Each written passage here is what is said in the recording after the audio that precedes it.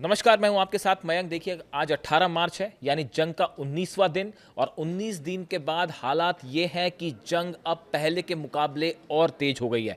पिछले 24 घंटे के अंदर जिस तरह से हमले हुए, तेहरान पर, ईरान पर बड़े हमले हुए हैं और ईरान ने भी करारा पलटवार किया है। देखिए, लगातार इजराइल में जो है वो बैलिस्टिक मिसाइल्स बरस रही हैं। इसके अलावा आप देखें कि अब ऑयल स्टेशंस जो हैं उनको निशाना बनाना शुरू कर दिया है ईरान ने। खास तौर पर जिस तरह से खग आइलैंड पर हमले हुए, उसके बाद से अब ईरान के निशाने में है ऑयल फील्ड्स। और जो हमले हुए, अगर आप देखें, जिस तरह से अरब देशों के उन स्टेशंस को निशाना बनाया गया, टैंकर्स को निशाना बनाया गया, इससे ये बात साफ है कि अब एक बार फिर जो है मामला तेल की तरफ बढ़ गया है और तेल में आग लगनी शुरू हो गई है। इराक में ऑयल फील्ड्स पर हमला, शारजा में अमेरिकी टैंकर पर हमला, दुबई में फ्यूल स्टोरेज पर हमला और ओमान की खाड़ी में तेल टैंकर पर हमला। आप देखिए, ये नेचर ऑफ अटैक्स ये बता रहे हैं कि मामला एक बार फिर जो है वो तेल को लेकर आगे बढ़ रहा है।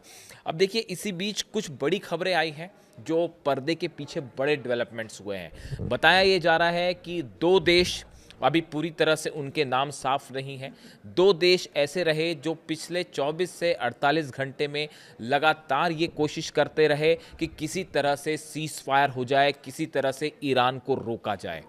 खबरें ये भी हैं कि अमेरिका की तरफ से भी बैकडोर से इस तरह की कोशिशें शुरू हो गई हैं कि किसी तरह से ईरान को रोका जाए। भले डोनाल्ड ट्रंप कुछ कहें, भले इस तरह से बयान आते रहे इजराइल के कि जंग जारी रहेगी, लेकिन हकीकत यह है अमेरिका को और इजराइल को बड़ा नुकसान उठाना पड़ा है 19 दिन की इस जंग के बीच। और इसीलिए पर्दे के पीछे से कोशिशें हो रही थी कि किसी तरह से ईरान को रोका जाए। लेकिन जो खबरें आई, ईरान के नए सुप्रीम लीडर ने यह अनाउंसमेंट कर दिया है, साफ निर्देश दे दिए हैं कि ईरान सीज फायर नहीं करेगा। ईरान की तरफ से किसी तरह के किसी समझौते के प्रस्ताव को स्वीकार नहीं किया जाएगा। जंग आखिरी सांस तक लड़ी जाएगी। ये सेंटेंस और ये बताया जा रहा है कि ये स्टैंड ईरान के नए सुप्रीम लीडर मुज्तबा खामेनी की तरफ से साफ कर दिया गया है। देखिए, इसी बीच दो बड़े डेवलपमेंट और हैं, एक रूस की तरफ से और एक चीन की तरफ से। पिछले 24 घंटे के अंदर रूस ने अपना स्टैंड ईरान को लेकर क्लियर किया है, और क्लियर ही नहीं किया, बड़ा सख्त मैसेज गया है अमेरिका को। देखिए, जो रूस के विदेश मंत्री हैं लावरोव, उनकी तरफ से कई बड़े बयान आए हैं इस पूरे जंग को लेकर। देखिए, उन्होंने क्या क्या कहा, ये बड़े ध्यान से समझिए। उन्होंने पहली बात ये कहा कि ये 18-19 दिन की जो जंग हो गई है, इसका अब तक कोई नतीजा नहीं निकला है। अमेरिका जो सत्ता परिवर्तन की कोशिश कर रहा था वो फेल हो गई है। ये कौन कह रहा है? रूस के विदेश मंत्री कह रहे हैं। इस बात को समझिए आप। लावरोव जो है, ये उनके शब्द में बता रहा हूं, उनके पॉइंट्स बता रहा हूं। लावरोव रूस ये कह रहे हैं, रूस ये कह रहा है कि जो अमेरिका सत्ता परिवर्तन की कोशिश कर रहा था वो पूरी तरह से फेल हो गई है, नाकामयाब हो गई है। 18-19 दिन की जंग का कोई नतीजा नहीं निकला। दूसरी बात, तीसरी बात, वो कह रहे हैं कि इस जंग में इजराइल को बहुत बड़ा नुकसान हुआ है। ये बात रूस कह रहा है। चौथी बात, मिडिल ईस्ट में अमेरिका के कई बेस पूरी तरह से तबाह हो गए हैं। ये बात रूस कह रहा है। पांचवी बात, ईरान के लोग सरकार के साथ हैं। ईरान में अब लोग पहले से ज्यादा एकजुट हैं। ये बात रूस की तरफ से कही जा रही है। मैं बार बार एम्फेसाइज कर रहा हूं कि ये मेरा बयान या किसी और का बयान नहीं है, ये रूस का बयान है और इसके मायने भी हैं। इसके अलावा एक बड़ी इंटरेस्टिंग बात रूस की तरफ से कही गई कि अरब देशों को अमेरिका ने इस जंग में झोंक दिया। अरब देश जंग नहीं करना चाहते थे, लेकिन अमेरिका ने अपने फायदे के लिए अरब देशों को जंग में झोंक रखा है। यह बयान है रूस के विदेश मंत्री का। यानी आप देखिए, एक प्रकार से दूसरे शब्दों में रूस ने अमेरिका को करारा जवाब, न सिर्फ करारा जवाब दिया, बल्कि अमेरिका की हैसियत समझा दी है। ट्रंप को यह बताया है कि इस युद्ध में आपको 18 से 19 दिन में इतने बड़े बड़े झटके लग चुके हैं कि ईरान आप पर भारी पड़ रहा है। देखिए, जब ये जंग शुरू हुई थी, उसी समय रूस का पहला बयान ये आया था कि हम किसी भी कीमत पे अमेरिका को उनके मंसूबों में सक्सेसफुल नहीं होने देंगे। और जिस तरह से ये जो हमले हो रहे हैं, जिस एक्यूरेसी के साथ ईरान हमले कर रहा है। आप देखिए इराक में जो होटल पे हमला होता है उसकी 17वीं और 18वीं मंजिल में जिस पर हमला हुआ, वहाँ अमेरिकन डिप्लोमेट्स और अमेरिकी अधिकारी थे।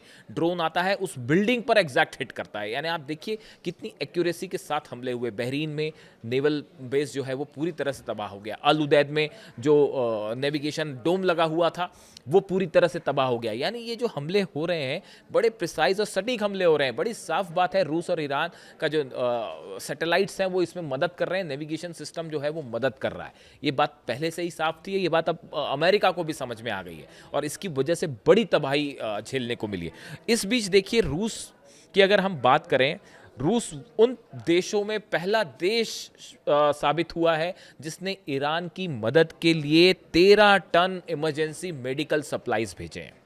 और ये कैसे भेजे गए? सबसे बड़ा जो जहाज़ है IL-76 रशिया का कार्गो प्लेन, उसके जरिए उसमें मेडिकल के जितने सर्जरी के सामान होते हैं, मेडिसिन्स होती हैं, इंजेक्शंस होते हैं, यानी कि इंजरीज के समय, वॉर के समय जिन दवाओं की ज़रूरत पड़ती है वो सब चीज़ें इस प्लेन में भरकर भेजी गई हैं ईरान की मदद के लिए।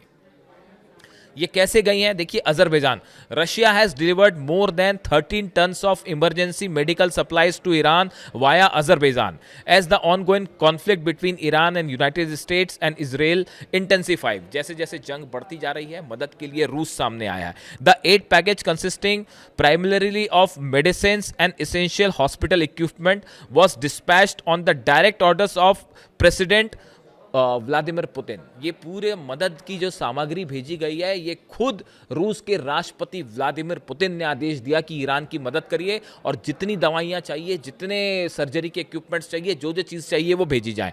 अब देखिए ये बताया जा रहा है कि ये अजरबैजान के थ्रू अजरबैजान गई हैं और वहाँ से फिर ये आगे बढ़ाई जाएंगी ईरान, और कुछ पहुँचना भी शुरू हो गई है। और जो रेड क्रिसेंट सोसाइटी है उसको दिया जाएगा ताकि वो ईरान में अलग अलग जगह सप्लाई कर सके। देखिए जो हमले हो रहे हैं उसमें जैसा कि ईरान ने बताया कि बड़े सारे हॉस्पिटल्स जो हैं उस पर हमले हुए हैं, बच्चों के स्कूलों पर हमले हुए हैं, जो हमले इजराइल की तरफ से हुए इसमें कई हॉस्पिटल्स तबाह हुए हैं, मेडिकल फैसिलिटीज़ की कमी देखी जा रही है तेहरान में। तो मदद के लिए रूस आगे आया। उसके बाद देखिए चाइना की तरफ से बड़ा बयान आया।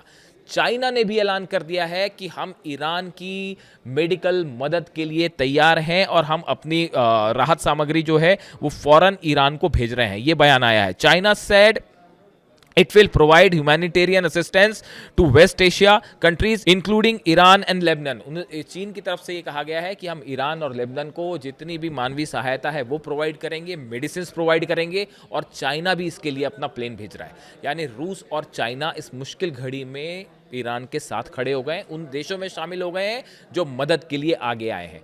तमाम प्रतिबंध लगे हुए हैं, जंग चल रही है, लेकिन इस सब को पीछे छोड़ते हुए रूस और चाइना ने जो है वो मदद का ऐलान कर दिया है ईरान के लिए।